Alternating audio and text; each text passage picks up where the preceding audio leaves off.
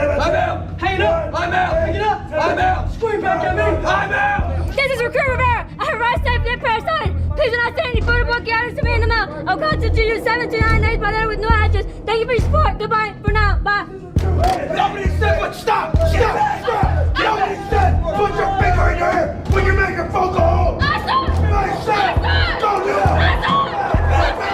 Madam, it is not bringing. Try to get my recruiter. Hang it up and try to the floor. Get you just go. No. This is Recruit.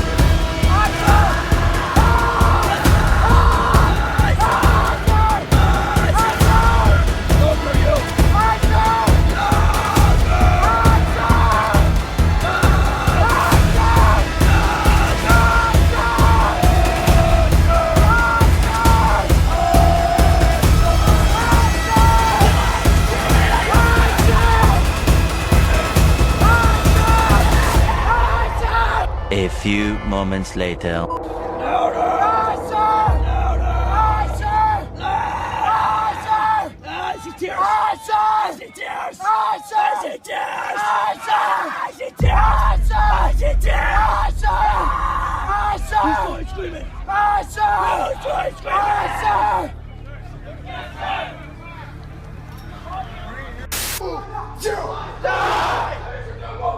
Stop moving, boy. Yes, sir!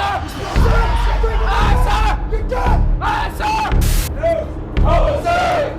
Open your mouth right now. Aye, sir! You are being addressed. You will sound off and tell me you're bringing laws like yours, sir. Aye, sir! Yes, sir! Aye, sir! Don't worry about what you tell mouth. Open your mouth. Aye, sir! A bit louder. Aye, sir! Louder. Aye, sir!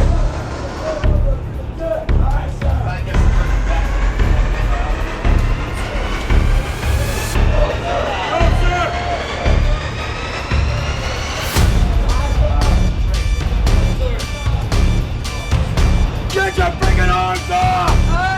Get him up there, let him check. It's a piece of paper. It doesn't weigh anything.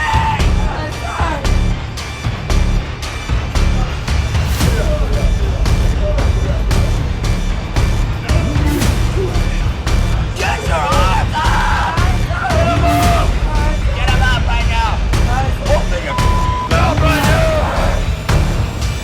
Right now.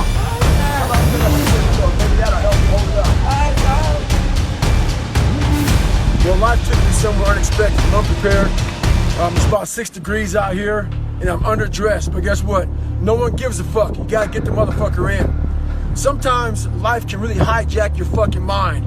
When that happens to you, you're all fucked up. Your goals, your ambitions, everything is out the fucking window. In life, we all go through different things. Sometimes your girlfriend or boyfriend breaks up with you. Guess what? Get the fuck over it. They no longer want you. Maybe you failed a test in school, you worked your ass off. Guess what? You failed the fucking test. Get over it, move past it. Learn to not let life hijack your brain. At work, you've been working your ass off for that new promotion. You don't fucking get it, someone else does. Maybe they kiss better ass than you do. Guess what? Get over it. Life will hijack your mind if you let it. Don't allow all these things to make you a lesser person. You must own your mind. Don't let life own yours. Get after it, stay hard. Watch, what do you say to the person whose potential is fucking great, but they want to play video games and eat pizza? Well, what I told his son was pretty much this right here. He asked me a question about he wants to be really good at tennis. But what happens is after I play tennis for a while, I want to go play video games. You obviously don't fucking want it bad enough. Because a person that you want to, I became obsessed. I became obsessed with being the baddest motherfucker that God ever created. Am I that? I don't care. I believe it. And I was trying to tell him, once you become obsessed with something, obsessed, it's okay to be unbalanced for a while. It's okay. Don't be all this stuff people say, you gotta be balanced. To be the best in the world at what you do. It's not about being a Navy SEAL, people. The best at what you do, you have to be unbalanced to find every bit of fucking energy and strength that you have to pull it off. Then you get balanced once you become great. And then you help other people become better from you being the best in the world. So if your family doesn't understand, why are you so daggone crazy? Because I'm trying to be the best I can to give you the best that I am. And it takes being fucking obsessed to where people think you're crazy. People look at me and say, oh my God, you're a masochist, you're this and that. I'm not gonna get into how bad I was in all these races and SEAL training. I had 21 stretch fractures going through Hell Week. 21 stretch fractures. You know what I did? I taped my ankles up. Roger that. I want to be a SEAL. So I did it. Become obsessed with being great. It changes everything. There's no fucking passion, no fucking motivation. There's no, oh my God, man, no. It's every day of your life just doing.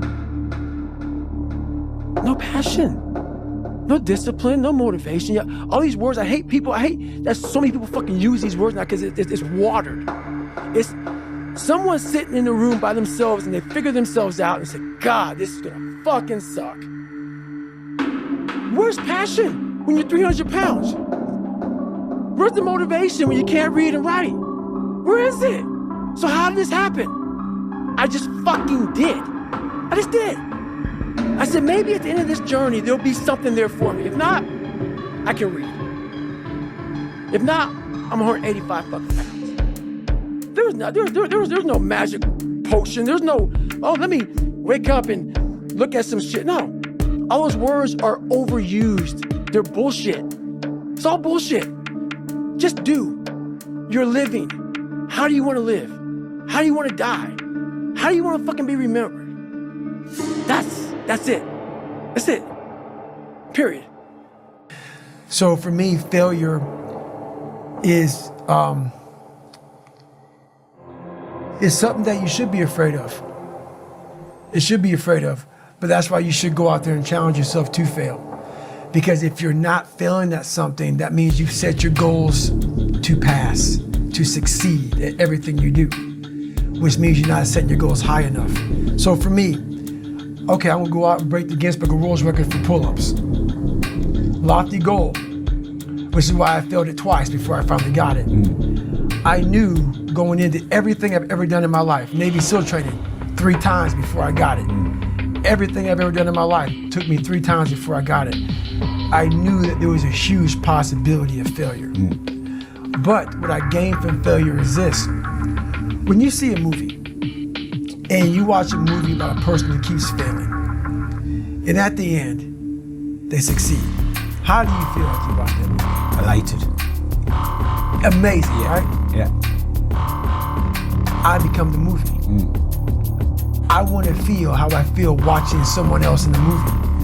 When I watched Rocky get his ass kicked, and I watched all these different things of failure, I was able to put myself there and say, God, man, how much do you feel now that you finally got there? That's what failure has done to me. I've watched so many things and watched someone succeed at the end of it. It's like, God, I want to feel like that. But failure causes that one feeling. Without that failure involved, you don't have that feeling. If you just pass and you succeed and you're great, that feeling, yeah, okay, I'm good. What takes you years, months, years to accomplish because you just can't get over the hump, but you continue going back to the drawing board. You're looking for those few seconds after you finally figure out the equation, whatever the equation may be, to get you to finally pass, to succeed. I live for that feeling. But I can't get that feeling without going through, fuck, I failed this equation. I failed this one, I failed this one, I failed this one. Oh, I'm figuring it out. So you start to feel it before you even pass, before you even get to the success part. And then once you succeed, the feeling is unbelievable. And you take that feeling of success through failure and you put it in your cookie jar. And you say, I'll come back and get you again. I'm gonna need you again down the road in my life. I'm a big believer in doing things that make you uncomfortable. So we live in a world that we want to be as comfortable as we can. And we wonder why we have no growth. We wonder why when the smallest thing in our life gets difficult, we wonder why we cower and we run away. Because it's a month. Yeah. Oh, a RASP now? I'm not sure. It's over a month. When I was going through, it was a month. A month long. No days off. What does that entail? Oh yeah, Monday through Monday. Physical, like a beatdown. It really kicks off for you guys. You have Hell Week, and for us, we have Cold Range. We march out. I believe it's a 12 or 15 mile ruck to Cold Range, and the time limit given, which was like, I forget, 3 hours, 4 hours, and I forget the time hack for it. But we make it there. We march out there. A lot of guys normally don't make the time hack. So you've lost, let's say, 10 guys out of that portion. You get to Cold Range and there's no like facility you live in. It's all outdoors and it's just like Hell Week, I guess, minus the water and all the boat carrying. Like we carry logs and a lot of running, a lot of just physical beatdown. You do land nav, there's no sleep. You sleep maybe out of the 3 days, I believe, 4 days. Maybe we slept once, but it was a short sleep. I remember during Cold Range, it's like mass exodus of guys just quitting. 10 one day, 20 the next day. And for me, it was like, I thought that I was gonna be that guy because I looked at everyone else and I'm like, man, they're taller. They are built like, rest his soul, Pat Tillman. Like mini Pat Tillmans, like football players that are built good. And I just wasn't built that way of, what I expected a Ranger to be, or a Spec Ops guy. I mean, Rangers do have a stereotype of being skinny, wiry, and short individuals. Yeah.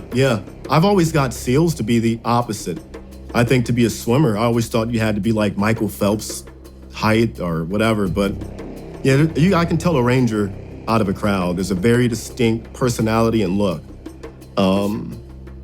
But yeah, so it was just a mass beatdown. And we're talking like a 90% attrition rate. Yeah, it was brutal, man. It was brutal.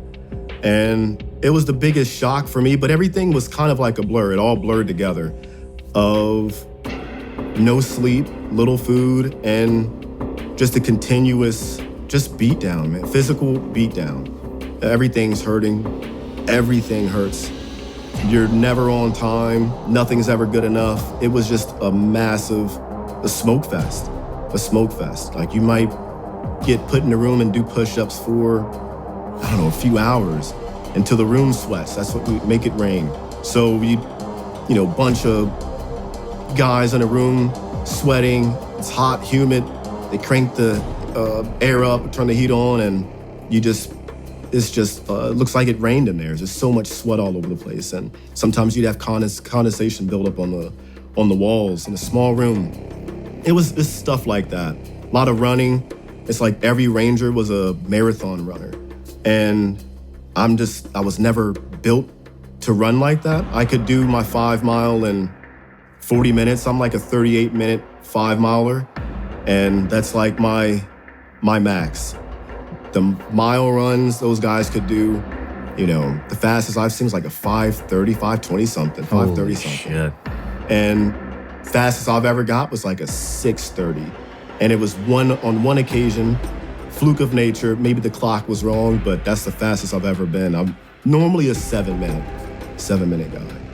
But, and Rangers just run and run and run. And that's what I didn't like about it. that's all we do for PT, and that's all like we focused on was the endurance and long distance running. And I hated that. And ruck marches. A lot of physical beatdown. And like I said, by the end of the class, it was dwindled down to 6 guys, and we had the rollover come in the last portion. Is there any team events?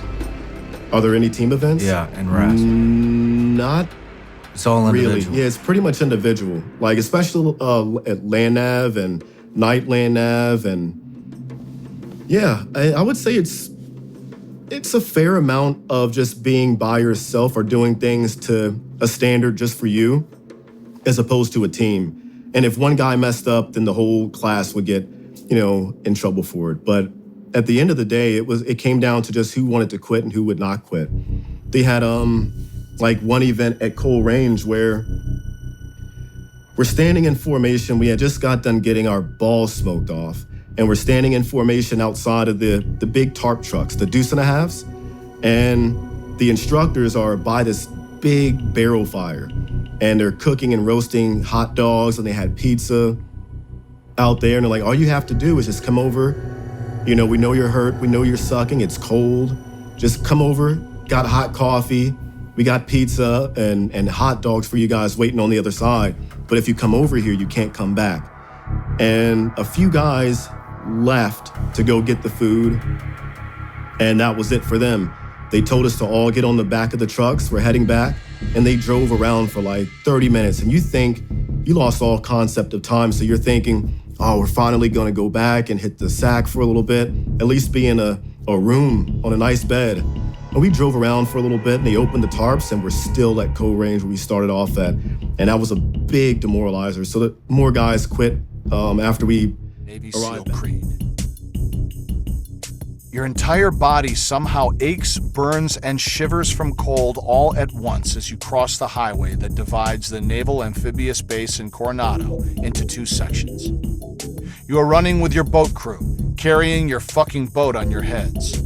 The SEAL instructors block civilian traffic with their vehicles. The flashing lights mounted to the vehicles split the dark, foggy morning air in brilliant pulses of white and red. As you run across the pavement, you try not to turn your head and grind the sand further into your scalp, but you strain with your eyes to look to your left and right at the northbound and southbound traffic. A handful of early morning civilian commuters sit stopped in cars and trucks blocked by the instructors' vehicles, waiting in warm, comfortable seats, watching the intersection. You can hear tunes playing, bass thumping. Even this early in the pre-dawn hours of the morning, folks like their country and hip-hop. You peer past the windshields, catching glimpses of wide eyes gawking out at you. Drivers staring in disbelief as your boat crew crosses the highway like a team of zombies in military uniforms, pinned under the weight of the rubber boats that grind away at the tops of your skulls like coarse sandpaper. Your class must look like a horror movie to the civilians stuck in their cars, like undead soldiers staggering out of the gloom, carrying one boat after another, spurred on by maniacal instructors. You can see a 20-something girl who, if you're honest, is pretty hot, holding a steaming mug in her hand while mouthing the words, "What the fuck?" as you pass in front of her Escalade. God, you wish you could be in her SUV, even for 5 minutes to crank the heat, drink her coffee, and close your eyes. The reality of our training to the outside world makes you pause and think, these people must really believe we are crazy to put ourselves through this. You dismiss the thought aimlessly. They are right. We are crazy. Hurry up! The instructors bring you back to hell. We don't have all day. Your boat crew picks up the pace, and it feels like a whip cracking onto your back as you hustle to keep up with the boat in front of the line. Running east, you notice a light blue and purple haze gently easing up and over the dark horizon. Sunrise. Thank God you made it to day 4. They say that if you see sunlight on Wednesday morning, you'll make it through Hell Week. There, you have seen it. The morning light. You want to bask in it. You want to be frozen in it like a mosquito in amber. You hope there is truth in the statement. However, you are long past relying on hope for anything. By Wednesday morning, you've fully embraced the suck. You are prepared for everything to be horrible. And you have mentally and physically gone too far into hell to quit. Quitting, in fact, is beyond inconceivable. It's not just that you do not want to do this training again, but there is quite literally nothing the SEAL instructors can do to you at this point to make you quit. Nothing. As one SEAL officer says, in Hell Week, if they had given any one of us a gun and told us to shoot ourselves in the foot, every single one of us would have done it without hesitating. In fact, shooting yourself in the foot sounds like a relatively easy task right now. You wish the instructors would propose something like shooting yourself in the foot to prove that you won't quit. Give me that fucking gun, he would say. Real life is not that easy. Shooting oneself in the foot would not prove something meaningful. Anyone who's a little crazy and wants something bad enough can shoot himself in the foot. What you are doing now is far, far harder. The torturous grind of Hell Week carries on. The SEAL instructors show no signs of letting up, just because they know you won't quit. In fact, it's quite the opposite. Now that they know you, your classmates won't quit. It's like they are just trying to see if they can break. As the sun rises on day 4, the instructors lead the remaining groups in the class around the naval base for an hour. Naturally, the boats ride up high on your heads during this time, while the seemingly never-ending cycle of drag races, push-ups, and degrading insults repeats itself over and over and over until at long last, your class is directed to stop at the dining facility, affectionately dubbed the Chow Hall. The sun is up over the horizon and looks like a giant searchlight trying to cut through the heavy morning fog that hangs in the air over Coronado. You line up your boats in the parking lot and await your next orders. Every 6 hours in Hell Week, you receive some kind of food. The food is not meant as a chance to get a break or for comfort. It is meant as fuel only. During Hell Week, trainees on average burn 10,000 calories, but can burn up to 15,000 calories a day, equal to 26.5 Big Macs, 107 12-ounce Cokes, or nearly 4